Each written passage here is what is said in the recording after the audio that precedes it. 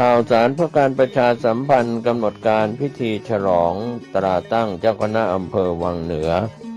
และฉลองตำแหน่งผู้อำนวยการวิทยาลัยสงฆ์นครลำปางพร้อมทั้งฉลองเสนาสนะศาลาปฏิบัติธรรม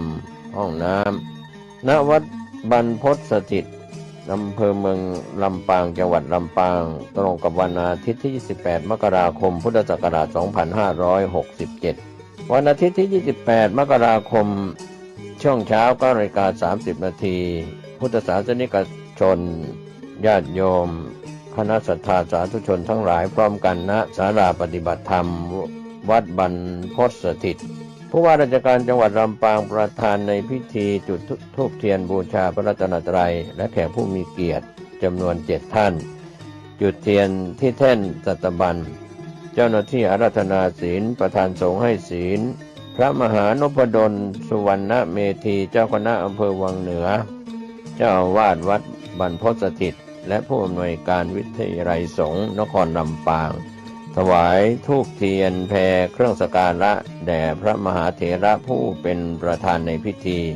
นายชัชวาลฉายบุตรผู้ว่าราชการจังหวัดลำปางประธานในพิธีถวายธูปเทียนแพเครื่องสักการะแด่พระมหาเถระผู้เป็นประธานในพิธีประธานพิธีฝ่ายคฤหัสถ์อ่านตราตั้งเจ้าคณะอำเภอวังเหนือผู้อำนวยการสำนักงานพระพุทธศาสนาจังหวัดลำปางอ่านคำสั่งมหาวิทยาลัยแต่งตั้งผู้อำนวยการวิทยาลัยสงฆ์นครลำปาง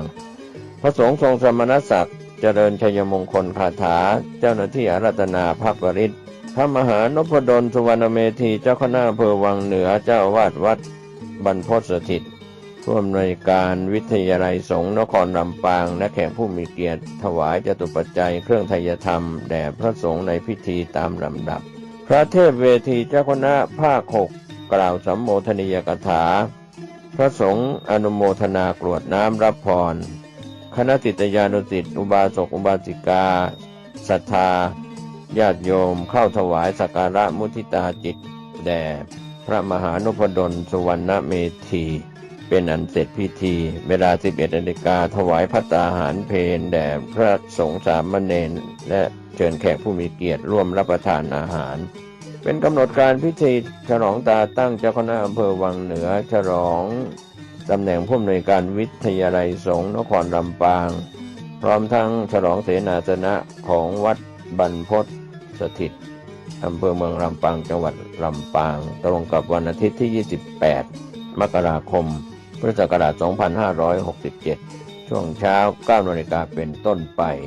ทีมงานถ่ายทอดเสียงของวัดฝายหินตำบลสุเทพอำเภอเมืองเชียงใหม่จังหวัดเชียงใหม่โดยการนำของพระครูสมุวิศวัตรวรกิจโยผู้อำนวยการสถานีวิทยุเพื่อการศึกษาและวัฒนธรรม FM 104.50 เมกะเฮิรตซ์ถ่ายทอดตลอดช่วงพิธีจนแล้วเสร็จงานก็เป็นข่าวสารเพื่อการประชาสัมพันธ์